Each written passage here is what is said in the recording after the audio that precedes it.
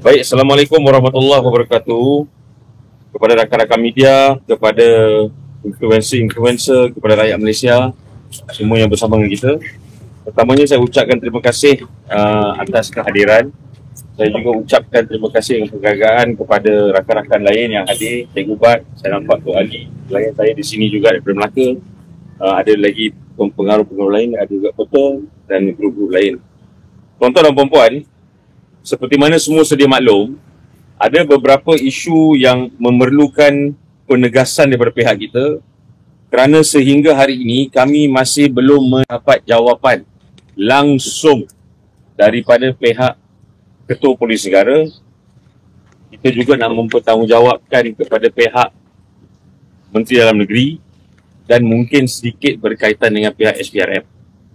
Seperti mana tuan-tuan dan puan-puan sedia maklum, pada 6 September 2024, Yusof Raute telah ditahan oleh pihak polis.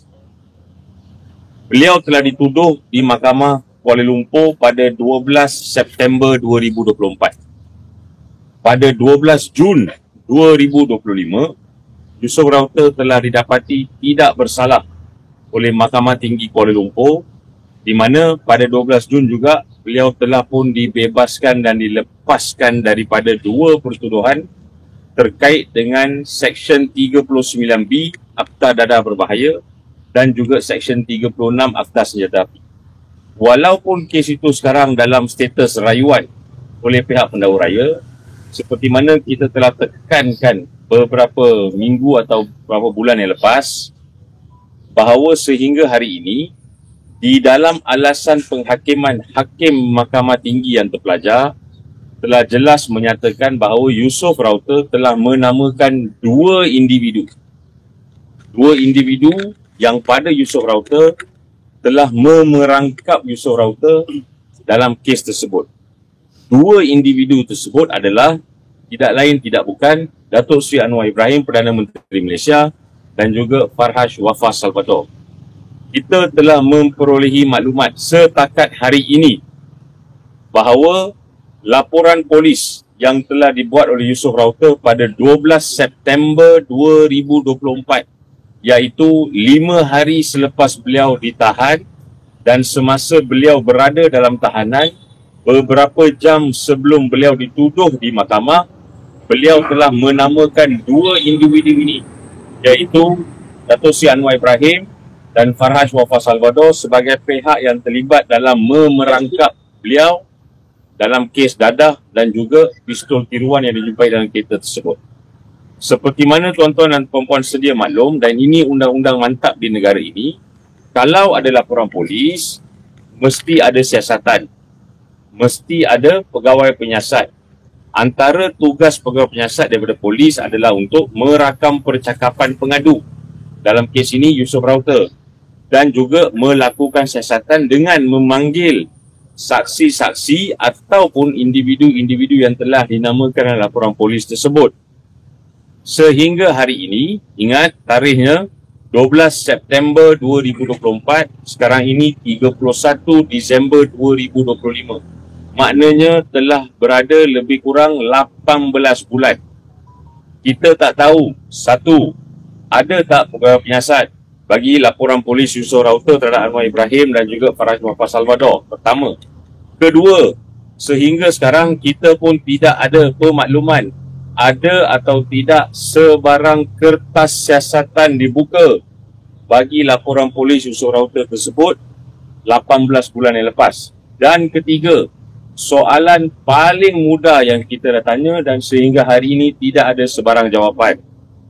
Dipanggil ataupun tidak Datuk Seri Anwar Ibrahim dan atau Yusof Farhaj Wafas Salvador untuk dirakam percakapan. Kenapa isu ni isu penting? Isu ni isu penting kerana tiga sebab. Semasa laporan polis dibuat oleh Yusof Raute pada 12 September 2024, IGP-nya atau ketua polisnya adalah yang dah bersara dulu, Nazarudin. Pertama. Kedua, sehingga sekarang, daripada September 2024 sehingga sekarang 18 bulan, Menteri Dalam Negerinya adalah Datuk Seri Saifuddin Nasution yang merupakan Senator lantikan Perdana Menteri dan juga Menteri Dalam Negeri yang bertanggungjawab ke atas Polis Diraja Malaysia.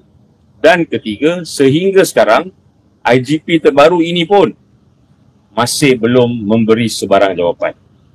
Mereka mengatakan bahawa kononnya laporan polis Yusof Raute yang telah menamakan Datuk Seri Anwar Ibrahim dan Farhas Wafas Alvaro tersebut telah digabungkan siasatan dengan laporan-laporan polis lain terkait dengan tangkapan Yusof Raute. Itu tidak boleh dilakukan. Kerana apa? Kerana aduan Yusof Raute adalah berkaitan dengan seksyen yang lain. Ugutan, perangkap, mengenakan dan sebagainya. Tiada kaitan langsung dengan dadah dan juga pistol. Itu siasatan lain. Mahkamah dah buat keputusan bahawa Yusof Raute tak bersalah walaupun ada rayuan di Mahkamah Rayuan. Tetapi sehingga hari ini, IGP yang dulu, IGP yang sekarang dan Menteri Dalam Negeri, bagi kedua-dua IGP tersebut masih belum membuat sebarang jawapan. So ini menimbulkan satu isu yang penting. Adakah berlakunya sapu bawah kapet?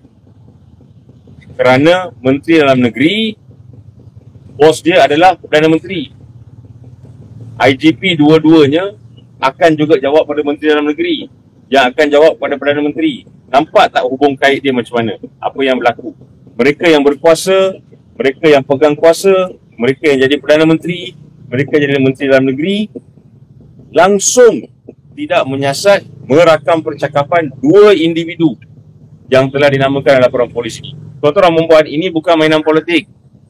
Ini adalah alasan penghakiman Mahkamah Tinggi dalam melepaskan Yusof Raute, di mana Yang Arif Hakim Mahkamah Tinggi Kuala Lumpur dengan jelas telah menyatakan Yusof Raute pada hari beliau ditahan, pada masa beliau ditahan, pada masa beliau disiasat, pada masa beliau berada dalam tahanan, sebelum beliau dituduh, telah menyatakan dia merupakan mangsa perangkap Datuk Seri Anwar Ibrahim dan juga Yusof Raute.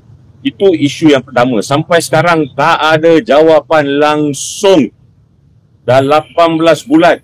Bagaimana seorang anak muda dikenakan tindakan sebegini rupa, dimasukkan dalam penjara 9 bulan 10 hari dan sehingga hari ini langsung tidak ada sebarang berita sama ada Perdana Menteri ataupun Farhas Wafas Alvaro tersebut dipanggil untuk dirakam percakapan. Dan ini isu serius kerana pertuduhan yang dikenakan kata Yusof Raute walaupun dia dah lepas sekarang ini memungkinkan beliau pada waktu dan ketika itu untuk berada dalam tahanan reman tanpa jamin 9 bulan 10 hari dan jauh lebih menakutkan sekiranya disabitkan kesalahan boleh dikenakan penjara seumur hidup.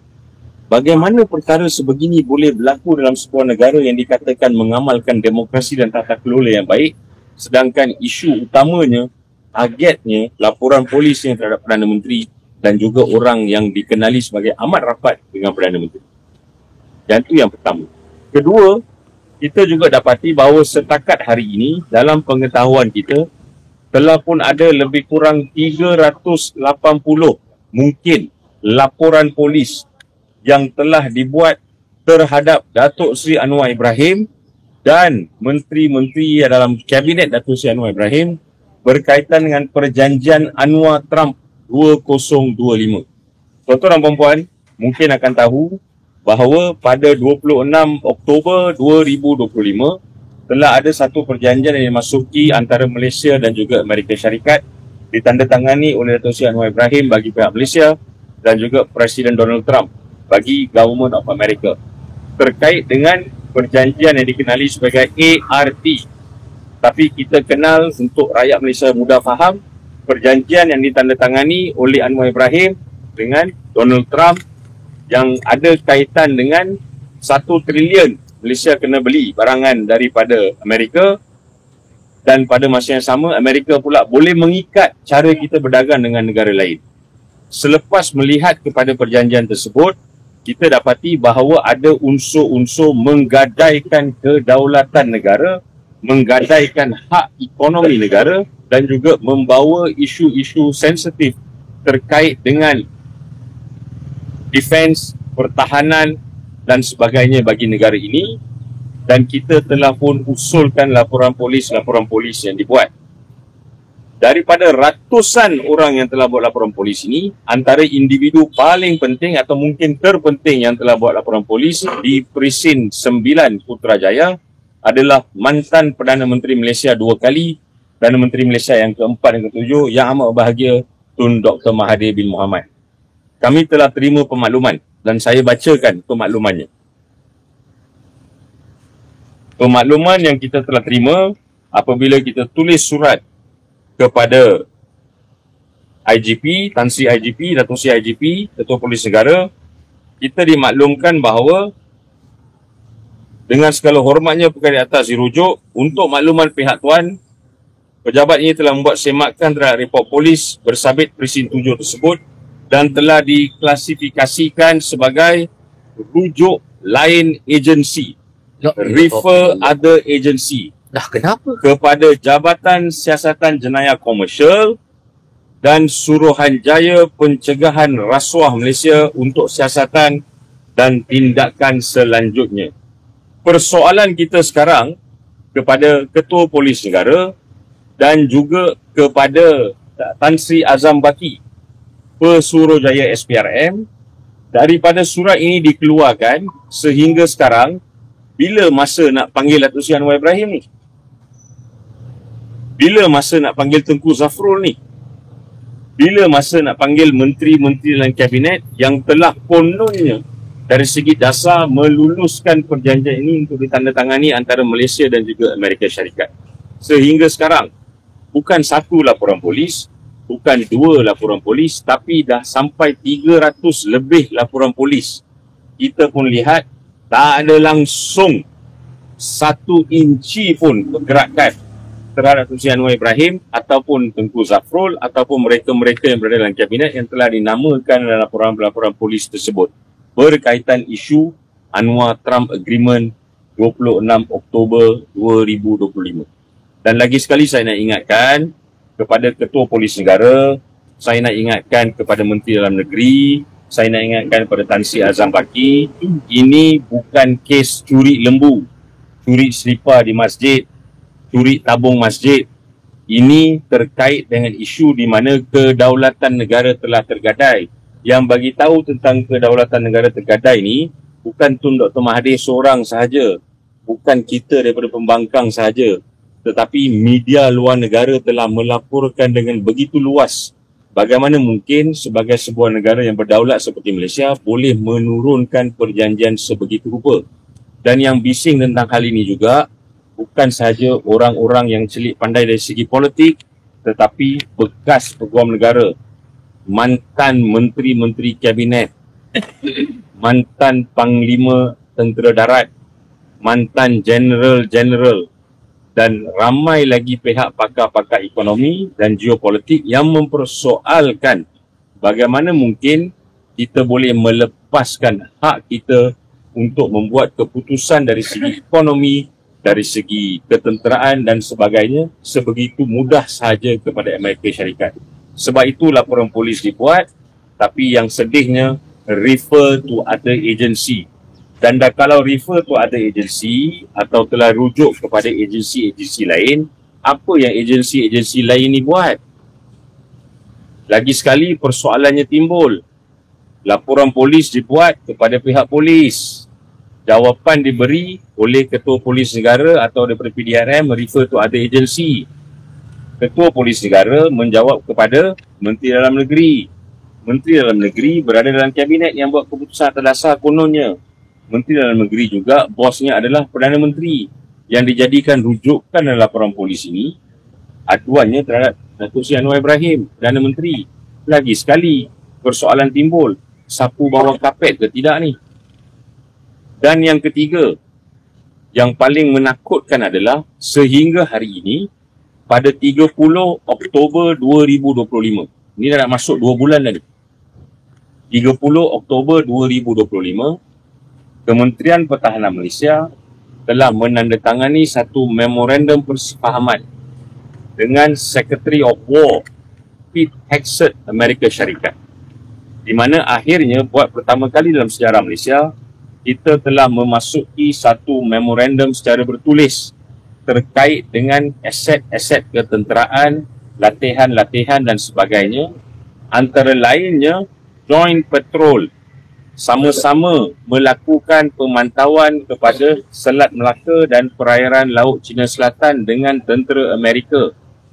Sehingga hari ini, Menteri Pertahanan mahupun Perdana Menteri, Kabinet Malaysia masih belum menunjukkan kepada rakyat Malaysia apa bentuk persefahamannya, di mana agreementnya, apa yang mereka tanda tangani, apa yang mereka perolehi, apa yang mereka bincangkan. Lagi sekali saya nak ingatkan, ini bukannya perjanjian jual beli. Ini merupakan perjanjian terkait dengan ketenteraan.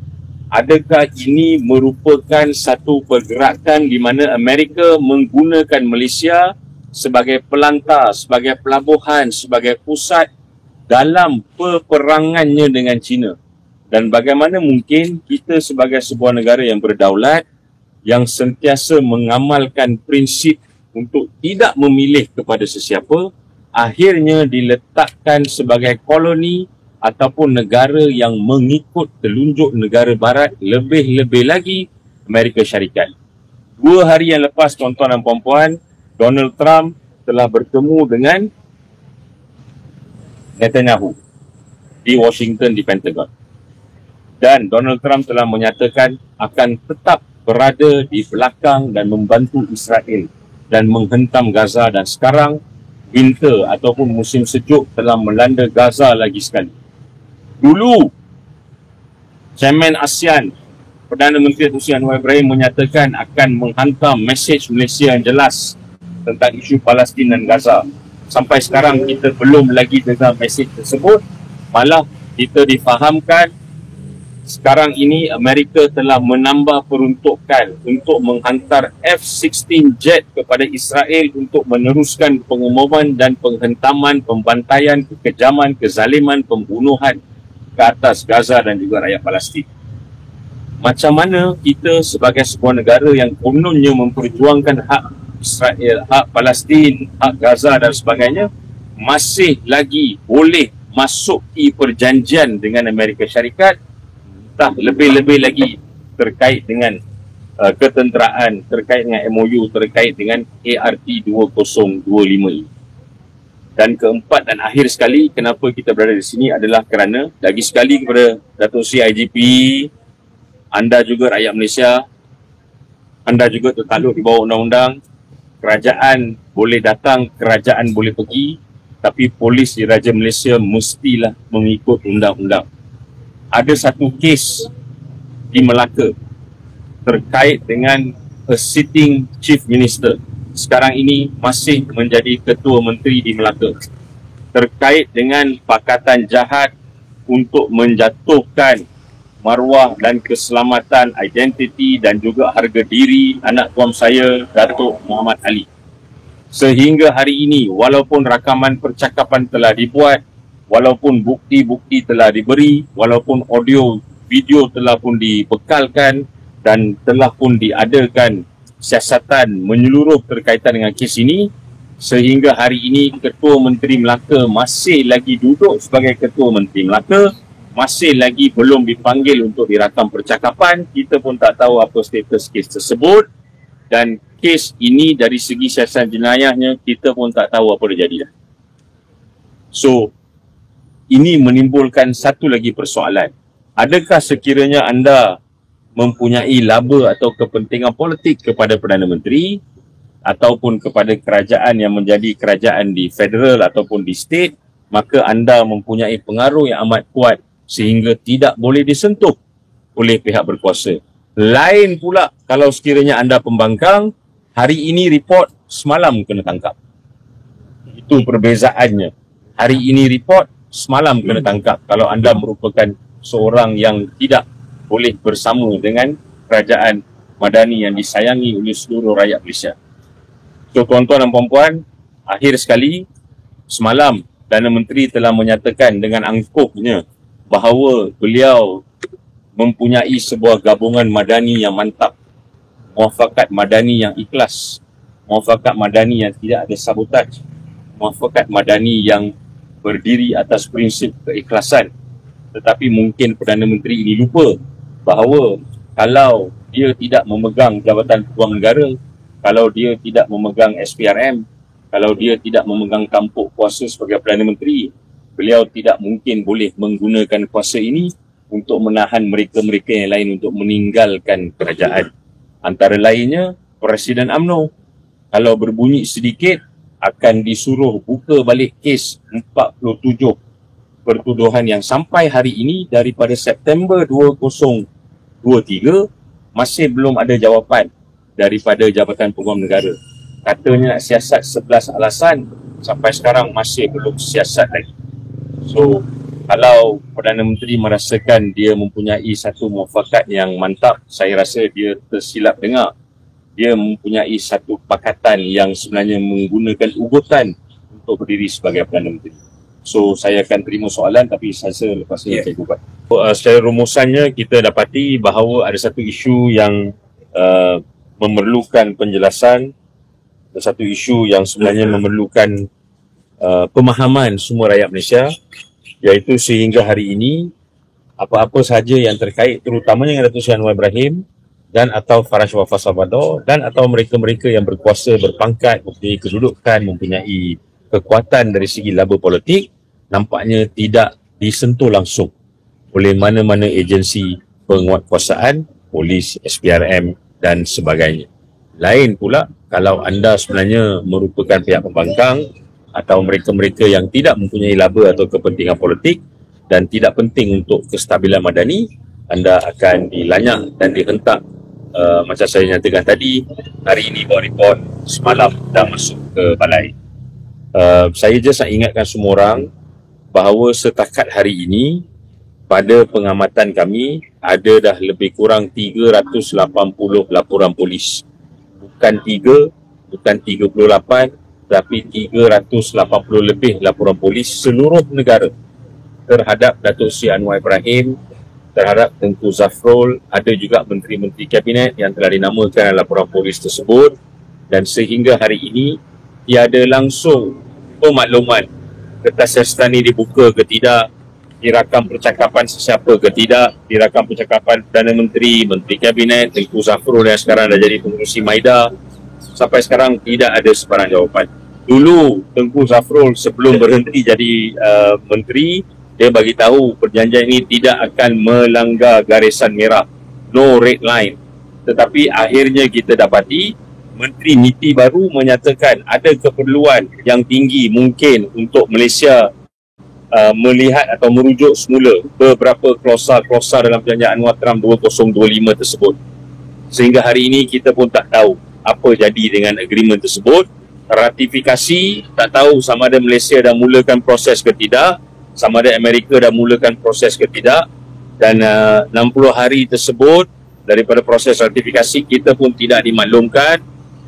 Dahlah tidak dimaklumkan tentang status tersebut, kita pun tak tahu, tak ditunjukkan langsung tentang perjanjian memorandum persefahaman ketenteraan antara Amerika dan juga Amerika Syarikat. Sehingga hari ini semuanya senyap, semuanya seolah-olah autopilot, dan kita pun tak tahu negara kita masih ada ke tidak, negara kita dah tergadai ke tidak.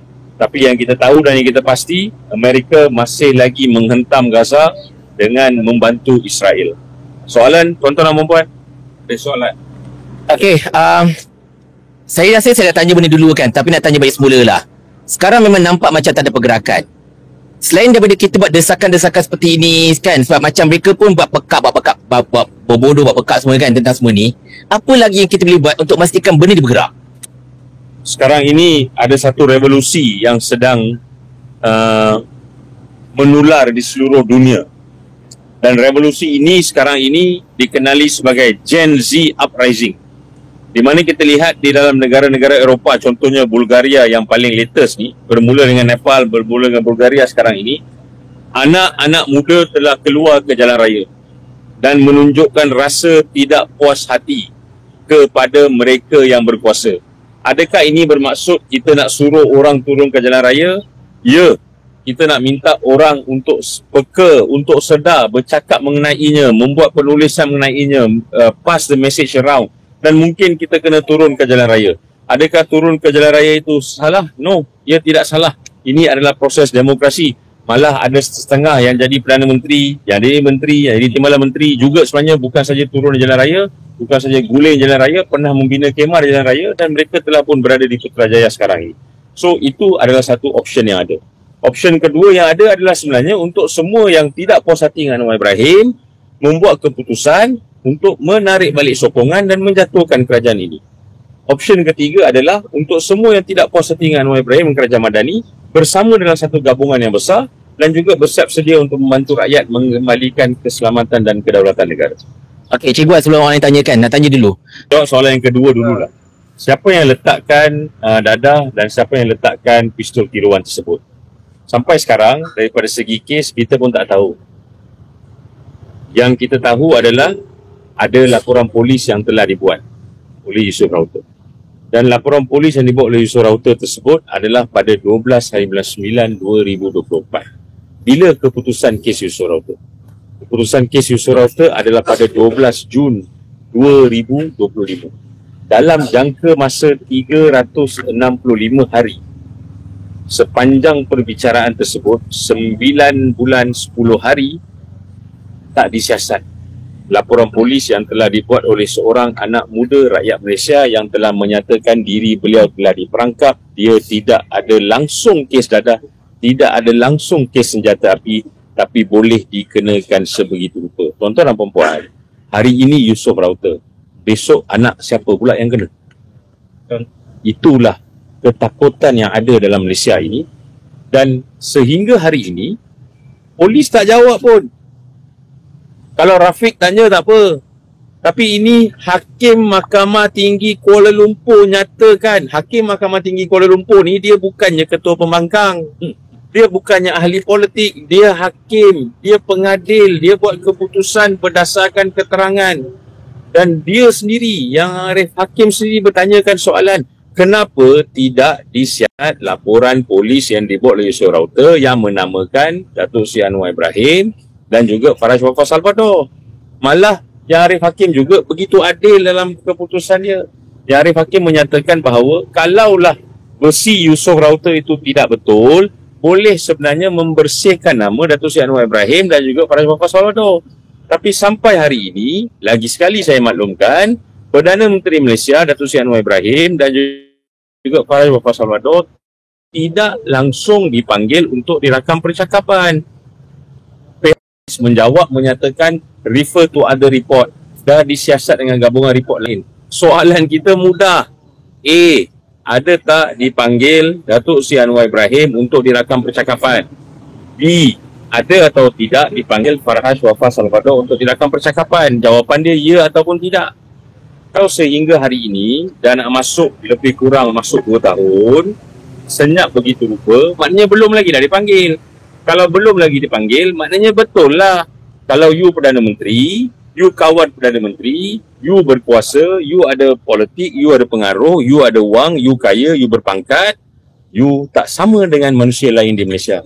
You adalah manusia yang mempunyai darjat yang jauh lebih tinggi dari kepentingan yang tidak boleh dipersoalkan oleh sesiapa saja. Dan kekebalan dalam erti kata lain, you adalah seorang diktator. Soalan pertama tadi, status kes yang ke depan lah. Yusuf Rauter seperti mana saya nyatakan ada 2 kes kan, semua tahu. Dia ada kes dadah dia, kes pistol dia, kes jenayah. Yang itu sekarang statusnya di Mahkamah Rayuan untuk pendengaran rayuan kes oleh pendakwaan. Yang itu kita tak tahu tarikh rayuan dia bila lagi. Masih dalam proses, tak apa kita tunggu yang tu. Yang menariknya tentang kes sivil.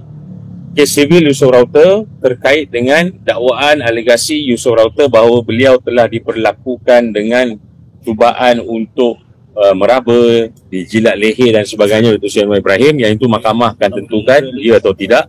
Sepatutnya jalan bicara tapi tak dapat jalan bicara di Mahkamah Tinggi Kuala Lumpur kerana Datuk Seri Anwar Ibrahim telah bertanyakan 8 soalan undang-undang yang dia nak tanya kepada mahkamah. Mahkamah Tinggi Kuala Lumpur kata tak perlu tanya soalan ni, tak perlu rujuk, pergi bicara. Ditangguhkan bicara, dirayu ke Mahkamah Rayuan. belum lagi didengar rayuan tersebut di Mahkamah Rayuan. Yang terkini yang kita boleh sahkan, Datuk Seri Anwar Ibrahim telah menukar lagi sekali peguam. Bukan tukar lagi. Tukar lagi. Bertangguh lah kes Dia ni. telah menukar peguamnya dan sampai sekarang kita pun tak tahu apa status kes tersebut, maka kita pun menunggu.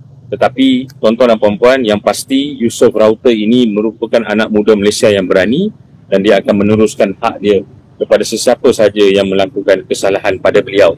Beliau rela untuk disoal balas di dalam mahkamah. Beliau rela untuk meneruskan kes sehingga hari ini kes itu masih berjalan, tapi kita tak tahu bila perbicaraan akan berjalan. Tapi Datuk Seri Anwar Ibrahim telah menukar peguam dia lagi sekali. Sekejap, Tuan Rafiq. Keikhlasan dan Tuan Rafiq nak tanya, contohnya macam, ni soalan teknikal lah kan. Let's say kalau pertukaran program berlaku, dah sah-sah kes ini nak ketangguh lagi kan. So adakah penangguhan itu akan terkait sekali dengan kos mahkamah? Mahkamah ada kuasa untuk memberikan kos. Mahkamah juga ada kuasa untuk menentukan kes itu berjalan dengan secepat yang mungkin.